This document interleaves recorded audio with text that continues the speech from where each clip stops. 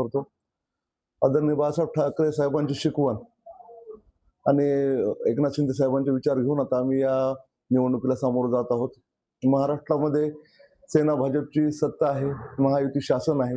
निश्चितपणे येणाऱ्या काळामध्ये महायुतीच्या माध्यमातून विविध विकास कामे आपल्या मतदारसंघामध्ये, जिल्ह्यामध्ये होणार आहेत.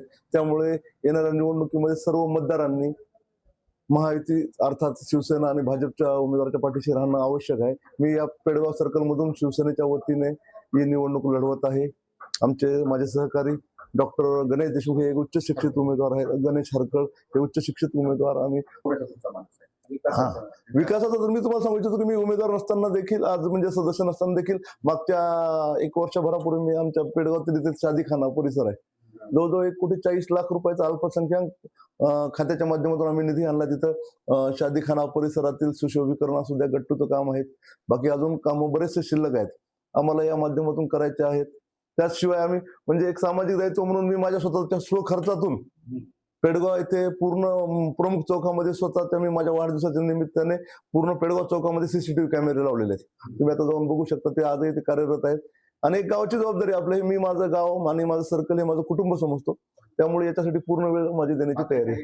काळामध्ये आपण पाहतो की फार मोठ्या प्रमाणात पाऊस झाला होता, शेतीच्या अक्षरशः पिकं बाकीमोल झाले होते. शेतकऱ्यांचे प्रश्न फार प्रलंबित आहेत, मोठ्या प्रमाणात प्रश्न आहेत. बरोबर. शेतकऱ्यांसाठी काय विचार? शेतकऱ्यासाठी निश्चितपणे युती शासनानं, आपण तुम्ही जसं म्हणलात की हो बरोबर आहे, मी सुद्धा स्वतः शेतकरी आहे आणि शेतीमालाला भाव मिळाला पाहिजे. त्याचबरोबर आता नैसर्गिक आपत्ती आली, मात्र एक शासन, महायुती शासन नेहमीच शेतकऱ्यांच्या पाठीशी राहिलेलं आहे आणि भविष्यामध्ये देखील राहील. आणि आमच्या जिल्हा परिषदच्या माध्यमातून जेही आम्हाला शेतकऱ्यांसाठी करता येईल की विविध अवजारे असू द्या, पंचायत समितीच्या माध्यमातून ज्या योजना असतील शेतकऱ्यांसाठी ज्या राबवण्यात, प्रश्न फार मोठा होता आपल्याकडे आहे. मात्र आमच्या पेडगाव, आता सांगायचा मुद्दा असा आहे की आमचा हा ड्राय एरिया थोडा आहे. त्यातल्या त्यात आपण मागे सुद्धा बघितलं की पेडगाव एरिया असा आहे की आम्हाला बाकी म्हणजे असं जसं कॅनलचा, म्हणजे हा परभणीचा तो भाग आहे पलीकडचा, तिकडचा भागाला सिंचनाचा प्रश्न आहे, इकडच्या बाजूला आम्हाला थोडा पाण्याचा प्रश्न असल्यामुळे आमच्याकडे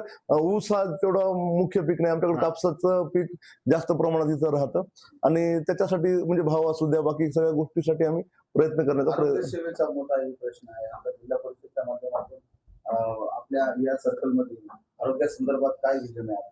आरोग्याच्या संदर्भात विजन मी आपल्याला खूप चांगला प्रश्न विचारला. मुळात सईद भैया खान यांना पाथरी मतदारसंघामध्ये आरोग्य दूत म्हणून ओळखलं जातं. त्याचं कारण असं की जवळजवळ 15,000 ते 20,000 ऑपरेशन त्यांनी मागच्या 3 वर्षाच्या काळामध्ये आम्ही केले. मी माझं वैयक्तिक पेडगाव सर्कलचं सांगतो की 300-350 ऑपरेशन, विविध प्रकारचे ऑपरेशन, म्हणजे तुमच्या डोळ्याच्या ऑपरेशन पासून असू द्या, किंवा आता एक आमची 12-14 वर्षाची मुलगी होती आमच्या पेडगाव सर्कलमध्ये, तिचं एक हृदयाची शस्त्रक्रिया होती, खूप कठीण शस्त्रक्रिया, जवळजवळ म्हणजे असं जर त्यानं स्वतः केलं असतं 3 ते 4 लाख रुपये खर्च होणार होता. पण ती सुद्धा सुविधा आम्ही सईद भैयाच्या माध्यमातून त्या मुलीचं ऑपरेशन मुंबईला नेऊन विनामूल्य सगळं आम्ही सेवा दिलेली आहे. आणि आमचं कॅम्पच्या माध्यमातून आरोग्य सेवा आमची चालूच असते. दर 8-15 दिवसाला आमचे पाथरी मतदारसंघातील 100 ते 200 पेशंट मुंबईला नेणे आणणे, तिथं त्यांच्या विविध प्रकारच्या शस्त्रक्रिया करणे आणि त्यांना घरपोच घरापर्यंत पाठवण्याची सुविधा सईद खान साहेबांच्या माध्यमातून आम्ही इथे केलेली आहे आणि ती यापुढे भविष्यात आम्ही चांगल्या प्रकारे राबवत राहू. मुलींच्या शिक्षणाचा टप्पा वाढलेला आहे आणि भागामधल्या मुली जात आहेत, परंतु प्रश्न असा आहे की शिक्षणासोबतच रोजगार हा एक प्रश्न सुद्धा आहे. त्या संदर्भात काय सांगा?